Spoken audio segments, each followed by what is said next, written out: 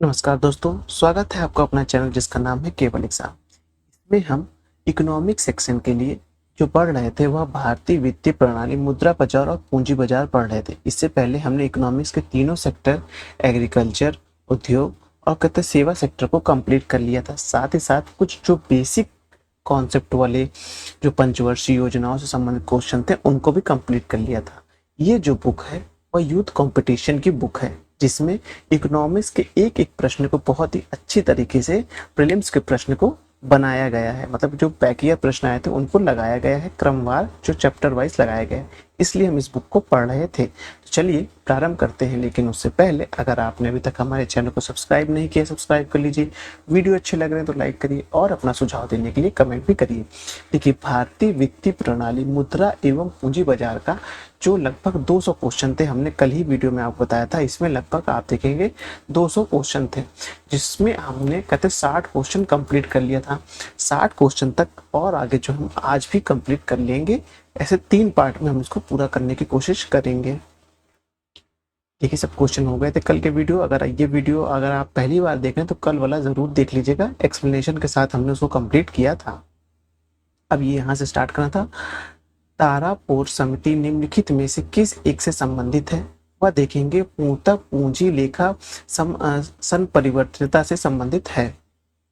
भारत में M1 तात्पर्य निम्नलिखित में से कैसा है? वो देखेंगे पद मुद्रा प्लस सिक्के प्लस मांग जमा तथा भारतीय रिजर्व बैंक और अन्य बैंकों की जमा राशि है। ये जो M1 M2 होते हैं ना, ये मुद्रा कैसी कैसी किस किस मात्रा में बढ़ रही उससे संबंधित है। जैसे M के 4 चरणों में शामिल है। M1 में क्या आता है आप देखेंगे कि वो परिभ्रमण में नकदी प्लस बैंकों के पास जमा जो होगा वो आएगा, फिर आरबीआई के पास जमा जो होगा वो M1 में आता है। इसके बारे में जो आप इसका नोट्स डाउनलोड करके देख लीजिएगा, उसमें आपको M1 M2 M3 के बारे में पूरी जानकारी मिल जाएगी। अब है भारतीय रिजर्व बैंक द्वारा परिभाषित मुद्रा की पूर्ति में सम्मिलित होते हैं। क्या होते हैं? जनता के पास करेंसी तथा बैंक के पास जमा मांग जो होती है वो परिभाषित मुद्रा की पूर्ति में सम्मिलित होते हैं। सस्ती मुद्रा का अर्थ क्या होता है? सस्ती मुद्रा का अर्थ ये होता है कि मुद्रा को प्राप्त करने की लागत घट गई है। जो मुद्रा को प्राप्त करने की लागत है वो घट गई है। मुद्रा की कौन सी परिभाषा भारतीय रिजर्व बैंक के अनुसार M3 विस्तृत मुद्रा में आती है? तो वो देखेंगे आप कौन सी आती है। वह आती है करेंसी प्लस बैंक की मांग निक्षेप, फिर उसके बाद बैंकों के सामुदायिक निक्षेप आता है। निम्नलिखित में से किसको मुद्रा की पूर्ति का विस्तृत माप माना जाता है? वह देखा जाता है M3 को माना जाता है। मुद्रा के निम्नलिखित मानों में से किसे आरक्षित मुद्रा कहा जाता है? तो M0 को आरक्षित मुद्रा कहा जाता है। M0 को आरक्षित मुद्रा कहा जाता है। रेड्डी कार्यदल ने 1998 में मुद्रा पूर्ति के माप के लिए 4 मौद्रिक समग्र M0, M1, M2 और M3 तथा 3 तरलता समग्र L1, L2 और L3 में साझा किया था। इसमें M2 को मनी सप्लाई में शामिल नहीं किया गया, बल्कि इसे बेसिक मनी कहते हैं। M0 जो होती currency in circulate plus banker deposit with होती है, प्लस आप देखेंगे आरबीआई प्लस जो other deposit with RBI included foreign currency in deposit होता है। सर्वाधिक तरल मुद्रा कौन होती है? और देखेंगे M1 होती है। सर्वाधिक तरल मुद्रा कौन सी होती है? M1 होती है। M1 में कौन आता है? परिभ्रमण की नकदी कैश आता है, फिर देखेंगे बैंकों के पास लोगों का जमा आता है जो डिपॉजिट होता है, प्लस आरबीआई तथा अन्य जमाएं होती हैं। देखिए, तरलता मुद्रा की तरलता का घटता क्रम कौन सा है? जो सबसे ज्यादा है फिर सबसे कम। घटता क्रम को देखेंगे, सबसे ज्यादा M1 की तरलता होती है, फिर M2, M3 और M4 की सबसे कम तरलता होती है। तो इसमें सर्वाधिक पूछा है तो M1 की तरलता सर्वाधिक होती है। सर्वाधिक तरलता होती है किसकी? मुद्रा की सर्वाधिक तरलता होती है। मुलायम मुद्रा से तात्पर्य क्या है? आसानी से पाया जा सकने वाला जो मुद्रा होती है उसे मुलायम मुद्रा कहते हैं। मुलायम मुद्रा से तात्पर्य उस मुद्रा से है जो आसानी से पाई जा सकती है। जब अंतर्राष्ट्रीय बाजार में किसी मुद्रा की मांग की तुलना में पूर्ति अधिक हो तो ऐसी मुद्रा सॉफ्ट करेंसी कहलाती है। जब देखेंगे कि मांग जो जितनी उससे ज्यादा उसकी पूर्ति हो जाए तो सॉफ्ट मुद्रा कहलाती है। भारतीय रुपया कि विदेशी विनिमय दर के बारे में निम्नलिखित पर विचार कीजिए। एक स्थिर दर नहीं, दर बदलती रहती है। बाजार में परिवर्तन के लिए स्वतंत्र है, सही है। भारतीय जो मुद्रा है वो विदेशी बाजार में जो है बाजार के अनुसार परिवर्तित होती रहती है। एक नियत दर पर, हाँ उसकी दर एक फिक्स होती है। बदलती दर पर, हाँ ये भी सही है। ये तीनों जो आप देखेंगे सही हैं।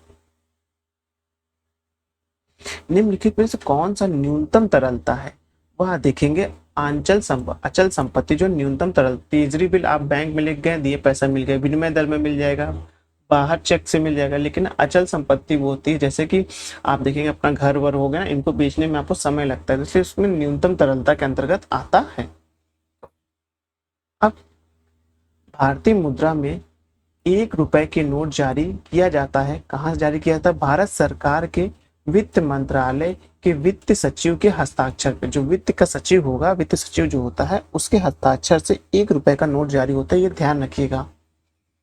भारतीय मुद्रा में 1 रुपए का नोट भारत सरकार के वित्त मंत्रालय के वित्त सचिव के हस्ताक्षर पर जारी किया जाता है तथा 1 रुपए से अधिक जो भी मुद्रा जारी की जाती है वह भारतीय रिजर्व बैंक द्वारा जारी की जाती है तथा उसका रिजर्व बैंक के गवर्नर का हस्ताक्षर होता है। नवंबर 1994 में 1 रुपए की नोट की छपाई भारत सरकार ने बंद कर दी थी, जिसे पुनः पूर्ववर्तित स्थिति के अनुसार सरकार ने 2015 से शुरू कर दिया था। भारतीय रिजर्व बैंक कौन सा नोट नहीं जारी करता है, वह तो देखेंगे आप। 1 रुपए का नोट भारत रिजर्व बैंक नहीं जारी करता, बल्कि यह भारत के वित्त मंत्रालय के वित्त सचिव के हस्ताक्षर से जारी होता है। निम्नलिखित मदों में से कौन सी एक मद M3 का भाग नहीं है? तो देखेंगे M3 का भाग जो नहीं है वो गैर बैंकिंग वित्तीय संस्थाओं के पास जमा जो है वो जो M3 का भाग नहीं है। M3 भारत में M3 के अंतर्गत शामिल होता है क्या? उपयुक्त सभी, यानी बैंकों के पास सांविधिक जमा, बैंकों के पास मांग जमा, जनता के पास कागजी मुद्रा जो होता है वो M3 के अंतर्गत आता है। भारत में मुद्रा गुणांक को परिभाषित किया जाता है बृहत मुद्रा प्लस आरक्षित मुद्रा के रूप में परिभाषित किया जाता है। ये इंपॉर्टेंट क्वेश्चन है, एक बार इसको देख लीजिएगा। जहां तक है आपकी बार ये प्रश्न पूछा जाए तो थोड़ा सा इसको ध्यान से रखिएगा। अब है भारत में कागजी मुद्रा प्रथम बार शुरू की गई थी, कब शुरू की गई थी? 1862 में। ये तो जो अगर हिस्टोरिकल क्वेश्चन से देखा जाए तो इंपॉर्टेंट क्वेश्चन बनेगा कि भारत में कागजी मुद्रा प्रथम बार जो जारी की गई थी, कब जारी की गई थी? और जारी की गई थी 1862 में। अगर इस तरह का प्रश्न आए तो लोग कहते हैं कि इस तरह के प्रश्न छोड़ देने चाहिए। अगर सच में अगर इस तरह के प्रश्न आपको आ रहे हैं, आपने पढ़ा है या आपको आ रहा है तो कर लीजिए, नहीं आ रहा है तो छोड़ दीजिए। निम्नलिखित में से कौन सा नकदी मुद्रा नहीं है? वह देखेंगे आप जो है वो बचत व उधार हिसाब पूंजी जो है वह नहीं है नकदी मुद्रा। निम्नलिखित में से कौन सा मुद्रा व्यापार का अंग नहीं है? वह देखेंगे मुद्रा व्यापार सहयोग निधि जो है वह मुद्रा बाजार का अंग नहीं है। मुद्रा बाजार सहयोग निधि मुद्रा व्यापार का अंग नहीं है। मुद्रा बाजार में रिजर्व बैंक को केंद्रीय स्थान मिला है और वह बाजार में करेंसी तथा उधार के प्रवाह को नियंत्रित करता है। भारतीय औद्योगिक विकास बैंक की स्थापना जुलाई 1964 ईस्वी में हुई थी। कब हुई थी? जुलाई 1964 में जो औद्योगिक विकास बैंक की स्थापना हुई थी। इसी की सिडबी भी यहीं से आया था।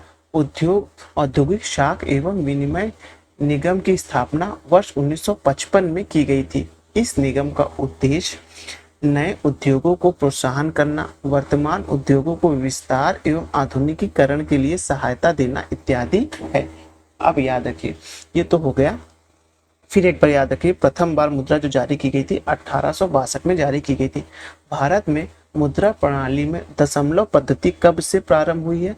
वह देखेंगे 1857 से जो है दशमलव पद्धति, 10 का नोट 50 ऐसे चलने वाला जो है वो दशमलव पद्धति में आता है।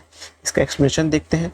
भारत में मुद्रा प्रणाली में दशमलव पद्धति 1 अप्रैल 1857 से प्रारंभ हुआ, जिसे नया पैसा नाम दिया गया। फिर 1 जून 1964 को दशमलव प्रणाली के आधार बना।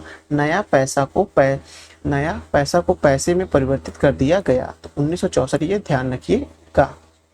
जो है 57 से तो इसको प्रारंभ माना जाता है, लेकिन पूरी दशमलव पद्धति। मुद्रा के मूल्यों में परिवर्तन का माप करते हैं। कैसे होता है? थोक मूल्य सूचकांक पर होता है, जो मुद्रा के मूल्यों में परिवर्तन का माप जो होता है, मुद्रा का जो मूल्य है उसमें परिवर्तन कैसे आ रहा है, वो थोक मूल्य सूचकांक पर होता है। फिर इसमें देख लेते हैं एक बार, मुद्रा के मूल्यों में परिवर्तन का माप थोक मूल्य सूचकांक द्वारा करते हैं। थोक मूल्य सूचकांक का आधार वर्ष 2011-12 रखा गया। अप्रैल 2014 में आरबीआई द्वारा उपभोक्ता मूल्य सूचकांक संयुक्त मुद्रास्फीति के मापक के रूप में अपनाया गया। देखिए, मुद्रा के मूल्यों को जो मापा जाता है वो थोक मूल्य सूचकांक में, लेकिन जो उपभोक्ताओं मूल्य सूचकांक है वो मुद्रास्फीति के रूप में नापा जाता है। ये दोनों में आप डिफरेंट याद रखिएगा। शीर्ष मुद्रास्फीति टोकन में सभी वस्तुओं के मूल्यों में परिवर्तन को संदर्भित करता है। शीर्ष मुद्रास्फीति का मापन किस आधार पर किया जाता है, वह सामूहिक उपभोक्ता मूल्य सूचकांक पर किया जाता है। शीर्ष मुद्रास्फीति टोकरी में सभी वस्तुओं के मूल्यों में परिवर्तन को संदर्भित करता है। शीर्ष मुद्रास्फीति का मापन सामूहिक उपभोक्ता मूल्य सूचकांक के आधार पर किया जाता है। उपभोक्ता मूल्य सूचकांक चयनित वस्तुओं और सेवाओं के खुदरा मूल्यों के स्तर में समय के साथ बदलाव को मापता है। जिस पर आप देखेंगे एक परिभाषित समूह को उपभोक्ता अपनी आय खर्च करता है। CPI यानी कि कंज्यूमर इंडेक्स जो प्राइस का आधार वर्ष 2012 है। थोक मूल्य सूचकांक भारत में सर्वाधिक इस्तेमाल किए जाने वाला मुद्रास्फीति सूचकांक है। इसमें घरेलू बाजार में थोक बिक्री के पहले चिन्हित किए गए जाने वाले सभी लेन देन शामिल हैं। इसका आधार वर्ष 11-12 है। CPI का आधार वर्ष 12 है और वहीं थोक मूल्य सूचकांक का जो आधार वर्ष है वो देखेंगे 2011-12 है। ये दोनों डिफरेंट आप याद रखिएगा, बहुत कम ही मिलेगा। इसलिए कहते हैं यूथ बुक, जो यूथ कंपटीशन बुक आती है उसका एक्सप्लेनेशन अच्छा दिया रहता है। भारत में मुद्रास्फीति के प्राकलन का सबसे प्रचलित माप है वह देखेंगे थोक मूल्य सूचकांक है। अब अभिकथन और कारण देख लेते हैं। भारत को अवरुद्ध मुद्रास्फीति से निपटने के लिए कठिन समय का सामना करना पड़ता है। इसका कारण क्या है देखेंगे। यह स्थिति अर्थव्यवस्था में आपूर्ति अर्जन तथा अक्षय वितरण जैसे अभाव के कारण होता है। तो ये दोनों सही और सही व्याख्या भी करता है। भारत को अवरुद्ध मुद्रास्फीति से निपटने के लिए कठिन समय का सामना करना पड़ता है। इसका कारण अर्थव्यवस्था में आपूर्ति अर्जन तथा अक्षम वितरण होता है, जबकि पूर्ति एकाएक कम हो जाती है और मांग उसी स्तर पर बनी रहती है। तो इस स्थिति को अवरुद्ध मुद्रास्फीति कहते हैं तथा कथन ए है वो आर दोनों सत्य है और सही उसकी व्याख्या भी करता है। ये सब प्रश्न बहुत डिफिकल्ट प्रश्न में से आता है। अगर आप कॉन्सेप्ट क्लियर है तो ही इस तरह के प्रश्न छूइएगा। देखिए 2021 के प्रीलिम से पूछा गया, हो सकता है आपकी बार आरओ में भी ये प्रश्न उठा ले। तो इस प्रश्न को अगर याद कर सकते हैं तो एज इट इज याद भी कर लीजिएगा। अब है अभिकथन है, यदि बाजार में ब्याज दर गिरती है तो मूल्य बढ़ेगा। यदि बाजार में ब्याज दर गिरती है तो मूल्य बढ़ेगा, क्योंकि मांग बढ़ने पर मूल्य बढ़ता है, जो कि सही है। देखिए मान लीजिए कि मान लीजिए किसी चीज पे 5% ब्याज दर थी, अब उस पे 1% हो गई तो 4% की ब्याज दर गिर गई है। तो क्या होगा, लोग पूरा जो ब्याज दर गिरने की वजह से मार्केट में भागेंगे सामान खरीदने के लिए। तो सामान का जो मूल्य होगा वो सामान तो स्थिर है लेकिन उसका मूल्य बढ़ जाएगा। यही कह रहा है, मांग बढ़ने पर मूल्य बढ़ती है, तो यही इसका कारण है। अर्थशास्त्र की सामान्य आस्था में यदि बाजार में ब्याज दर गिरती है तो मूल्य बढ़ेगा। किसी वस्तु का मांग बढ़ने पर उसकी कीमत में वृद्धि होती है। इसलिए सरकार किसी वस्तु की कीमत में बहुत आर्थिक वृद्धि न हो पाए, इसके लिए अपने स्टॉक के खुले बाजार में वस्तुओं को उतारती है या फिर दूसरे देशों से खरीद कर बाजार में उतारती है। इससे मांग एवं पूर्ति के संतुलन बनाए रखती है। यदि रिजर्व बैंक मौद्रिक नीति के तहत ब्याज दर में कमी करे तो कर्ज की दर सस्ती होती है। किसकी दर? कर्ज की दर सस्ती होती है। इससे बैंक से लोन लेने वालों की संख्या जो है बढ़ेगी और अंत में बैंक का लाभ भी बढ़ेगा। तो ये ध्यान रखिएगा कि जो मौद्रिक नीति होती है वो आरबीआई द्वारा जारी की जाती है, तो ये भी आप ध्यान रखिएगा। निम्नलिखित में से कौन सा एक सही कथन नहीं है? तो मुद्रास्फीति को केवल मौद्रिक उपायों से नियंत्रित किया जा सकता है, जो कि गलत है। इसमें सरकार का भी हस्तक्षेप होता है तो जाके नियंत्रित होती है। वस्तुओं एवं सेवाओं के मूल्यों में निरंतर बढ़ोतरी की दशा जिसे किसी देश के मुद्रा की क्रय क्षमता में कमी उत्पन्न होती है, मुद्रास्फीति कहलाती है। मुद्रास्फीति आय वितरण पर प्रतिकूल प्रभाव डालती है तथा तथा इसकी आय मुद्रास्फीति को असमान उत्पन्न करती। मुद्रास्फीति के नए रोजगार का सृजन होगा तथा उत्पादों को लाभ होता है। मुद्रास्फीति को नियंत्रित के लिए मौद्रिक अमौद्रिक राजकोषीय उपाय अपनाए जाते हैं। अपस्फीति मुद्रास्फीति की उल्टी होती है। यदि कीमतों में लगातार गिरावट होती है तब मुद्रास्फीति पर शून्य से भी नीचे चली जाती है, तब अपस्फीति की परिस्थितियां बनती हैं। अपस्फीति में उत्पादों एवं सेवाओं के मूल्यों में लगातार गिरावट आती है, साथ ही समुचित आर्थिक गतिविधियां ठप हो जाती हैं तथा बेरोजगारी की स्थिति उत्पन्न हो जाती है। इसलिए इसे मुद्रास्फीति की तुलना में अत्यधिक हानिकारक माना जाता है।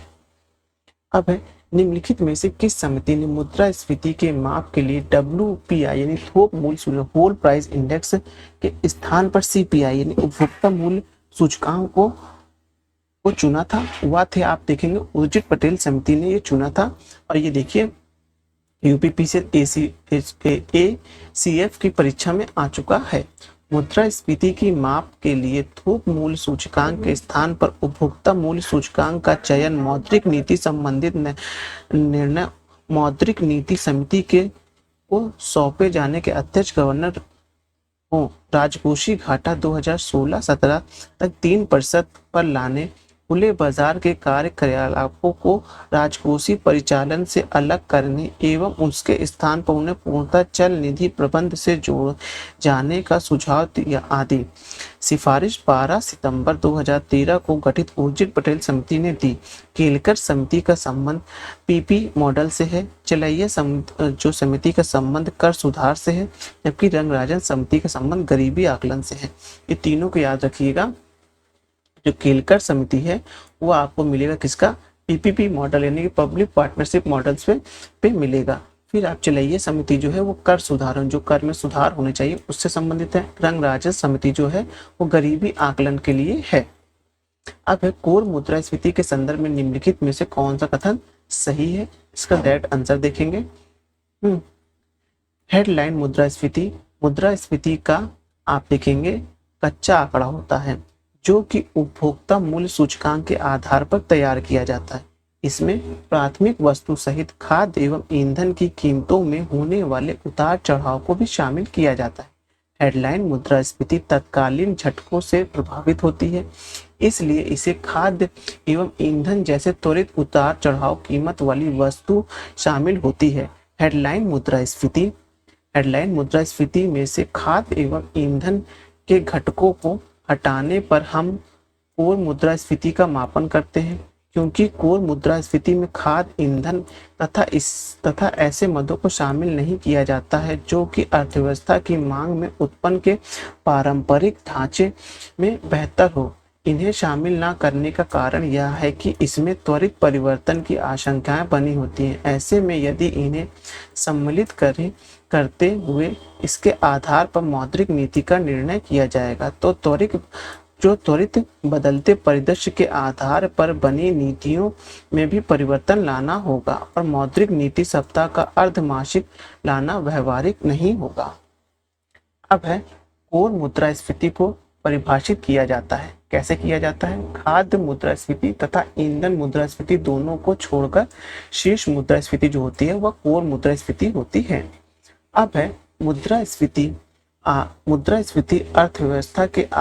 अर्थव्यवस्था के निम्नलिखित वर्ग को हेतु लाभकारी होती। किसके लिए? लेनदार के लिए होती मुद्रास्फीति।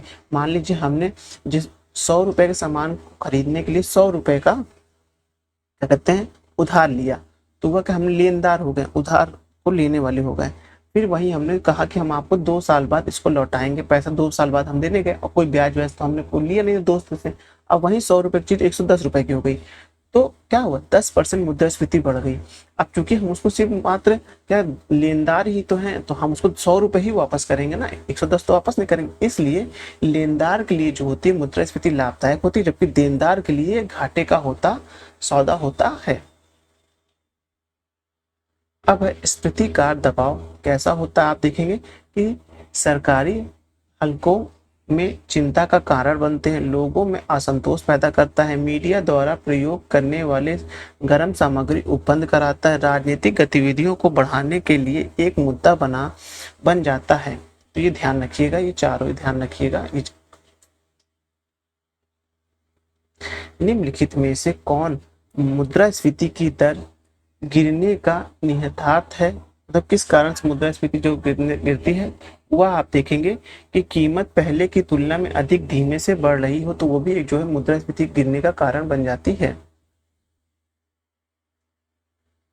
निम्नलिखित में से कौन से मुद्रास्फीति के नियंत्रण की विधि नहीं है, और देखेंगे बाजार दर को कम करना जो है वो विधि नहीं है। मुद्रास्फीति वह स्थिति है जिसमें वस्तुओं के मूल्य बढ़ते हैं तथा मुद्रा का मूल्य गिरता है। जब देश में वस्तुओं और सेवाओं के उत्पादन की तुलना में मुद्रा के प्रचलन की अपेक्षाकृत तीव्र वृद्धि होती है, तो मुद्रास्फीति की स्थिति उत्पन्न होती है।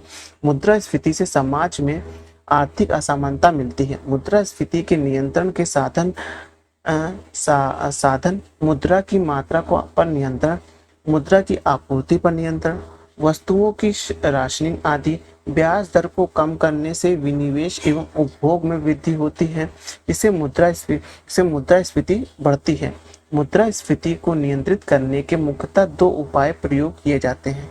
पहला मौद्रिक नीति, दूसरा राजकोषीय नीति। मौद्रिक नीति जो होती है वो आरबीआई बनाती है, और राजकोषीय नीति जो होती है वो भारत सरकार बनाती है। मौद्रिक नीति में क्या क्या आता है, मुद्रा निर्गमन के नियमों को कठोर बनाना, मुद्रा की मात्रा को संकुचित करना, कठोर साख नीति अपनाना।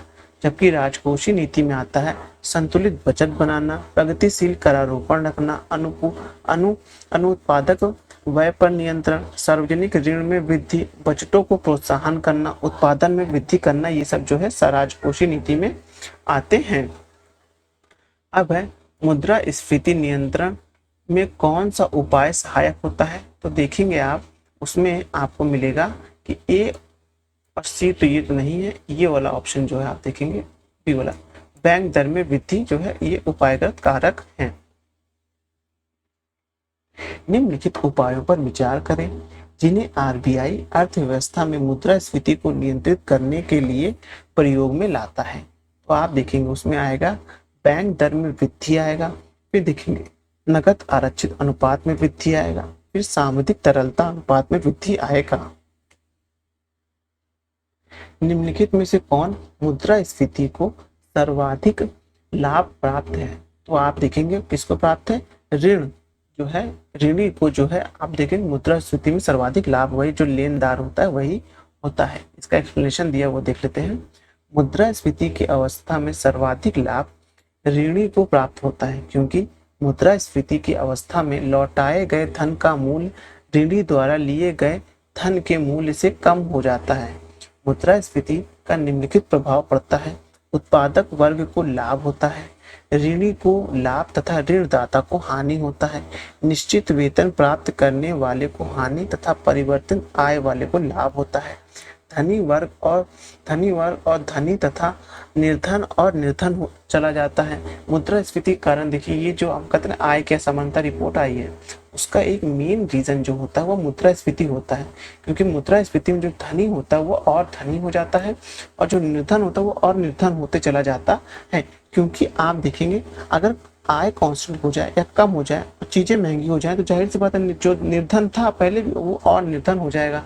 वही धनी वर्ग जो चीज 100 रुपए में खरीदता था अब उसको प्रॉफिट हो रहा है 110 रुपए का, तो 10 रुपए वो प्रॉफिट में चला जाता है। फिर है व्यापार असंतुलन को हो जाता है, व्यापार असंतुलन तो होता ही जानते हैं, नैतिक पतन व सामाजिक विघटन होने लगता है। अब है कि कथन वाले प्रश्न है और कारण का प्रश्न है। हीनात प्रबंधन से मौद्रिक स्फीति होती है, हीनात प्रबंधन से मौद्रिक स्फीति होती है, जिसका कारण है इसे मुद्रा की आपूर्ति वस्तुओं एवं सेवाओं की तुलना में अधिक हो जाता है। ये सही है। हीनार्थ प्रबंधन अथवा घाटे की वित्तीय व्यवस्था के तहत सरकार बजट घाटे को पूरा करने के लिए या तो केंद्रीय बैंक से ऋण लेती है अथवा अतिरिक्त पत्र मुद्रा छापकर व्यय के अधिव्यय को पूरा करती है। हीनार्थ प्रबंध के इस उपाय को अपनाने से मुद्रास्फीति उत्पन्न होती है, जिसके परिणाम स्वरूप मुद्रा की आपूर्ति वस्तु एवं सेवाओं की तुलना में अधिक हो जाती है, मुद्रा का मूल्य गिरता है तथा वस्तु एवं सेवाओं के मूल्य में वृद्धि हो जाती है। अब है मुद्रास्फीति से समाज में मिलती है, क्या मिलती है? वो आर्थिक असमानता मिलती है। मुद्रास्फीति से समाज में आर्थिक असमानता होती है, जो कि हमने अभी ऊपर ही पढ़ा था। भारत में मुद्रास्फीति की दर मापी जाती है किस पे? थोक मूल्य सूचकांक पर मापी जाती है। लेकिन वर्तमान में आप तो देखेंगे तो मुद्रास्फीति जो मापी जाती है वह जो होती है, ये पुराना क्वेश्चन लेकिन 2016 से देखेंगे तो आपको मुद्रास्फीति जो होता है वो कंज्यूमर इंडेक्स प्राइस इंडेक्स यानी सीपीआई यानी उपभोक्ता मूल्य सूचकांक पर नापे जाने लगा। फिर लोगों ने ऊपर पढ़ा था, आपको याद है, मैंने कहा तो दोनों में डिफरेंट याद रखिएगा, मुद्रास्फीति और जो घाटे संतुलन पे वो ध्यान रखिएगा। वित्तीय प्रणाली की समीक्षा के लिए नरसिम्हा समिति की प्रथम रिपोर्ट निम्न वर्ष में प्रस्तुत की गई। कब? 1991 में प्रस्तुत की गई। ये याद रखिए, कब प्रस्तुत की गई? 1991 में प्रस्तुत की गई थी। अब आगे देखते हैं, मुद्रा एवं वित्तीय मामले में सरकार का वित्तीय अभिकर्ता एवं सलाहकार कौन होता है? वह आरबीआई होता है, भारतीय रिजर्व बैंक।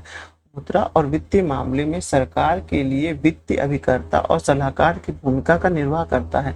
रिजर्व बैंक के प्रमुख कार्यों में सरकार को सलाह देना और बैंकों के खाते का रख रखाव और नियमन इत्यादि भी सम्मिलित है। अब 103वां प्रश्न देखते, अभिकथन है, ऑपरेशन ट्विस्ट के अंतर्गत आरबीआई एक ही समय में अल्पकालीन प्रतिभूतियों को बेचकर दीर्घकालीन प्रतिभूतियों को खरीदती है।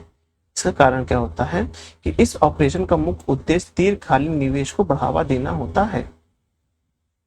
लेकिन कथन और कारण दोनों सही है, उसकी सही व्याख्या भी करते। ऑपरेशन ट्विस्ट याद रखिएगा आरबीआई का एक कार्य है। इससे आपको क्या होता है कि जो शॉर्ट टर्म जो वो होता है बिल होता है उसको जो है वो खरीद ली जाती है और दीर्घकालीन मुद्रा जो बॉन्ड होता है उसको बेचा जाता है। इसका एक्सप्लेनेशन देखते हैं। भारत में केंद्रीय बैंक यानी रिजर्व बैंक ऑफ इंडिया ने 23 दिसंबर 2019 को एक बड़ा कदम उठाते हुए ऑपरेशन ट्विस्ट शुरू किया। यह ऑपरेशन देश की आर्थिक हालत को सुधारने के दिशा में उठाया गया बड़ा मौद्रिक कदम था। वास्तव में ऑपरेशन ट्विस्ट का मतलब है कि सरकार या रिजर्व बैंक ऑफ इंडिया एक ही समय में अल्पकालीन प्रतिभूतियों को बेचकर दीर्घकालीन प्रतिभूतियों को खरीद सकती है, जिससे दीर्घकालीन निवेश के लिए ब्याज दर में कमी आ जाएगी और दीर्घकालीन निवेश बढ़ जाएगा। अतः स्पष्ट है कि दोनों कथन सत्य है और कारण की सही व्याख्या करता है। अब आगे देखते हैं, किस राज्य सरकार ने व्यापार का संचालन भारतीय रिजर्व बैंक नहीं करता है? वह देखेंगे आप, ये ऑप्शन गलत है। इसमें एक्सप्लेनेशन देख लेते हैं। ये आरओ में आयो पेपर 5 अगस्त 2019 से पहले रिजर्व बैंक जम्मू और कश्मीर राज्य के संचालित नहीं करता था और ये साथ साथ सिक्किम में भी नहीं संचालित करता था। पर 5 अगस्त 2019 से अनुच्छेद 370 को निरस्त होने के बाद भारतीय रिजर्व बैंक जम्मू कश्मीर का संचालन करने लगा है। लेकिन वर्तमान में देखा तो सिक्किम में भी ये नहीं होता है, जहां तक मुझे पता है भी। निम्नलिखित में से कौन सी एक संस्था विदेशी वाणिज्य उधारी को नियमित करती है? वह देखेंगे भारतीय रिजर्व बैंक करती है। भारतीय रिजर्व बैंक 2 प्रकार के कार्य करती है। पहला नोट निर्गमन का कार्य, दूसरा सामान्य बैंक का संचालन। ये हम लोग ने एक्सप्लेनेशन पहले ही पढ़ चुका है, जब कल वाला वीडियो देखेंगे तो आपको मिलेगा। निम्नलिखित में कौन बेसल मानक किसके संबंधित है? तो वह देखेंगे आप बैंकिंग से संबंधित बेसल मानक आते हैं, वो संबंधित है। बैंकिंग तथा वित्तीय संस्थाओं को अंतरराष्ट्रीय स्तर पर स्वरूप प्रदान करने के लिए जो मानक निर्धारित किए गए हैं उन्हें ही बेसल मानक कहा जाता है। इन मानकों के अंतर्गत अंतर्राष्ट्रीय स्तर पर मान्यता प्राप्त की गई है। इन्हें पूरा करने से में बैंकों को वित्तीय जोखिम से बेहतर ढंग से निपटने और वित्तीय स्थिति को सुदृढ़ करने में मदद मिलती है। इन मानकों को बैंकिंग पर बेसल समिति यानी Basel committee on banking supervision यानी कि BCBS जारी करता है। सूची इस समिति का सचिवालय स्विट्जरलैंड के बेसल शहर में स्थित बैंक ऑफ इंटरनेशनल सेटलमेंट में विद्यमान है, इसलिए इसे बेसल मानक की संज्ञा दी गई है। वर्ष 1974 में G10 देशों द्वारा बैंकिंग पर्यवेक्षकों के लिए बैंक और इंटरनेशनल सेटलमेंट के तत्वाधान में बेसल समिति का गठन किया गया था। कौन सा सार्वजनिक क्षेत्र का भारतीय बैंक इको रैप रिपोर्ट प्रकाशित करता है? वह करता है भारतीय स्टेट बैंक की। जो इंपॉर्टेंट क्वेश्चन है, इको रैप रिपोर्ट कौन जारी करता है? वह जारी करता है भारतीय स्टेट बैंक। भारतीय स्टेट बैंक वही है जो कहता है कि लंच के बाद आना। यह काउंटर नंबर 6। भारतीय लघु उद्योग विकास बैंक यानी सिडबी का मुख्यालय निम्नलिखित में से किस स्थान पर है? वह आप देखेंगे लखनऊ में है। भारतीय लघु उद्योग विकास बैंक सिडबी का मुख्यालय लखनऊ में है। ये पेपर में क्यों इंपॉर्टेंट? ये यूपी में के पेपर में जरूर क्वेश्चन आएगा, याद रखिएगा। सिडबी का मुख्यालय कहाँ है? वो लखनऊ में है। सिडबी 2 अप्रैल 1990 को भारतीय संसद के एक अधिनियम के तहत स्थापित की गई थी। यह संस्था MSMI क्षेत्र के वित्तीय और विकासात्मक जरूरतों को पूरा करने के लिए एकल खिड़की के रूप में एक प्रतिस्पर्धी ग्राहक अनुकूल संस्था है। जो सुब्रमण्यम रमन इसके अध्यक्ष और प्रबंध निदेशक हैं। बैंकों को उपभोक्ताओं सेवाओं में सुधार का सुझाव देने के लिए निम्नलिखित में से किस समिति का गठन किया गया? वो समिति थी गोई पोरिया समिति थी। बैंकों में उपभोक्ता सेवाओं को सुधार का सुझाव देने के लिए गोई पोरिया समिति का गठन किया गया। राजा चलैया समिति किसके लिए था? कर सुधारों के लिए हम लोग पढ़ते। वर्मा समिति यौन उत्पीड़न कानून में बदलाव के लिए थे। चक्रवर्ती समिति मौद्रिक प्रणाली का पुनर्चक्रण से संबंधित थी। तो ये चीज जो अभी हाल ही में ये जो GIC पेपर में आया था, तो ये याद रखिए, हो सकता है इसे रिपीट कर दे यूपी किसी पेपर में कि ये समिति किससे किससे संबंधित है। तो ये इंपॉर्टेंट है, इसको टिक कर लीजिएगा। अब है LBS एक वित्तीय समावेशन के लिए भारत सरकार द्वारा उठाए गए आर्थिक उपायों में से एक है। इस परिप्रेक्ष्य में LBS क्या है? LBS जो देखेंगे अग्रिम बैंकिंग योजना है। वर्ष 1969 में अग्रिम बैंकिंग योजना यानी कि lead banking scheme reserve bank of India द्वारा प्रारंभ की गई। हाँ चलो बंद कर। इस योजना का वित्तीय समावेशन के लिए भारत सरकार द्वारा उठाए गए आर्थिक उपायों में से एक है। इसके लिए उस बैंक को ग्रामीण अग्रिम बैंक की जिम्मेदारी दी जाती है, जिसका एक विशेष जिले में ग्रामीण क्षेत्रों की शाखाओं की अपेक्षा वृहद नेटवर्क हो और पर्याप्त वित्त एवं और जो है वाम शक्ति संसाधन हो। ये क्या लिखा उसमें शो नहीं कर रहा है और इधर लाना पड़ेगा। श्रम शक्ति संसाधन उपलब्ध हो। अब रिजर्व बैंक ऑफ इंडिया के निम्नलिखित गवर्नरों पर विचार करें एवं उन्हें कालक्रम व्यवस्थित कीजिए। तो आप देखेंगे सबसे पहले आप देखेंगे डॉक्टर IG पटेल हैं, उसके बाद आप देखेंगे कि डॉक्टर मनमोहन सिंह हैं, फिर देखेंगे डॉक्टर C रंगराजन हैं, उसके बाद देखेंगे डॉक्टर B सुब्बा राव हैं। ये क्वेश्चन इंपॉर्टेंट और यूपी RO में आया था। जब मैं इस प्रश्न को दिया था मुझसे ये गलत हो गया था, क्योंकि मैं सबसे पहले जो समझ बैठा था वो जो था वो सुब्बे राव को समझ बैठा था, जो कि गलत हो गया था। क्योंकि ये भी पता था मनमोहन सिंह तो पता था, इससे पहले मैं टिक करने की कोशिश कर रहा था, मुझे लगा कि मनमोहन सिंह के बाद ये आए होंगे, उसी वजह से मैं ऐसे टिक करके चौथे के बाद तो तीसरा आएगा, चौथे के बाद मुझे तीसरा जो ये सही लग रहा था, तो जो कि गलत हो गया था। इसको ध्यान रखिएगा। सबसे पहले जो आएंगे आपके IG पटेल आएंगे दिसंबर 1970 से सितंबर 1982 के बीच। मनमोहन सिंह आएंगे 82 से 85 के बीच। फिर उसके बाद ये जो है वो वित्त मंत्री बन गए थे। फिर C रंगराजन आएंगे 92 से लेकर 97 के बीच। सुब्बा राव जो आएंगे वो 2008 से 2013 के बीच आएंगे। और वर्तमान में शक्ति का अंदाज तो आपको पता ही है, जो 2019 के बाद से आए हुए हैं। अब है निम्नलिखित में से कौन 1 जनवरी 2005 को फाइनेंशियल इंक्लूजन पर बनाई गई समिति के अध्यक्ष थे? वह देखेंगे सी रंगराजन थे। जनवरी 2005 में फाइनेंशियल इंक्लूजन पर बनाई गई समिति के अध्यक्ष डॉक्टर रंगराजन थे।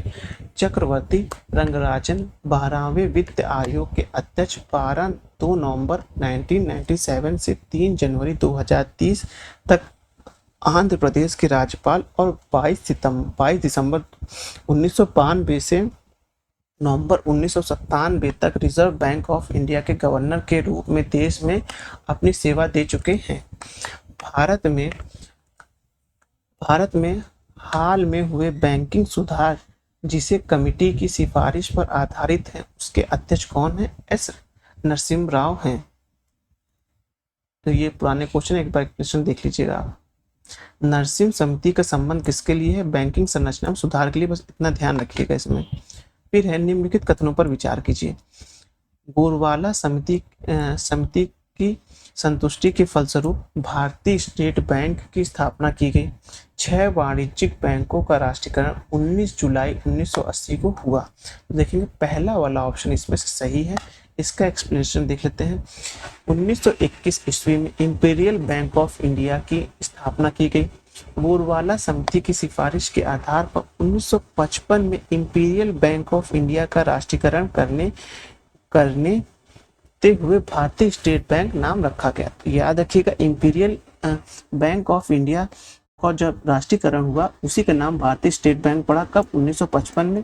किसकी सिफारिश, किसकी समिति में हुआ था? वो समिति थी गोरवाला समिति। बहुत इंपॉर्टेंट नाम है, ध्यान रखिएगा। इसको येलो कलर से मार्क कर देते हैं। ये लीजिए 1955 भी याद रखिएगा स्टेट बैंक के लिए, बहुत खतरनाक बैंक है।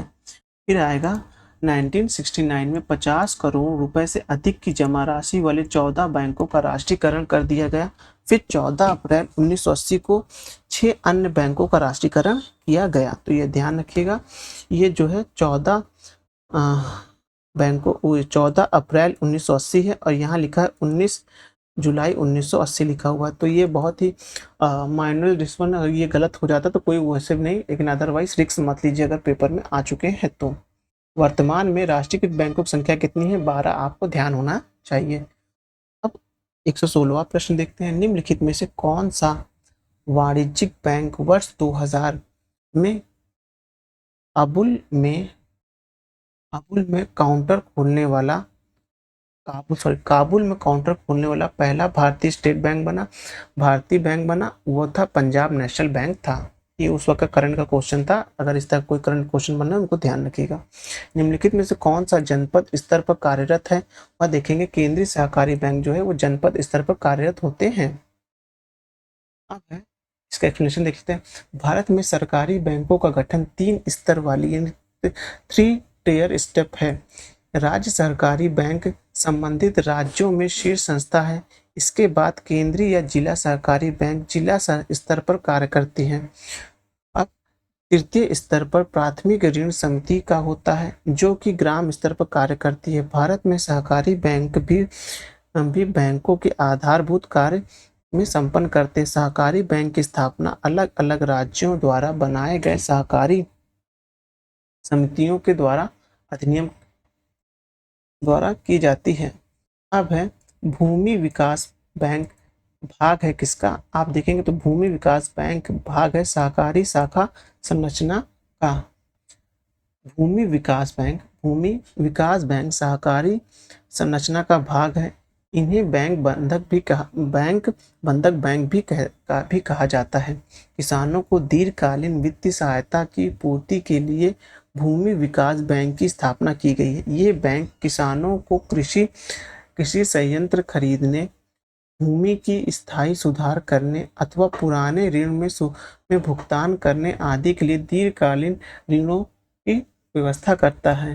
भूमि विकास बैंक किसानों की अचल संपत्ति को बंधक बनाकर ऋण प्रदान करता है। ये पता नहीं कैसा पॉइंट है, समझ नहीं आ रहा। निम्नलिखित में से कौन सा बैंक कृषि हेतु दीर्घकालीन ऋण देता है? तो देखेंगे वो था आपका भूमि विकास बैंक है। अब है एक्सिम बैंक ऑफ इंडिया की स्थापना हुई थी, कब हुई थी? 1982 में हुई थी। अब ये वीडियो यहीं रोकते हैं। 121 प्रश्न से हम कल वीडियो स्टार्ट करेंगे। चलिए वीडियो समाप्त करते हैं। धन्यवाद।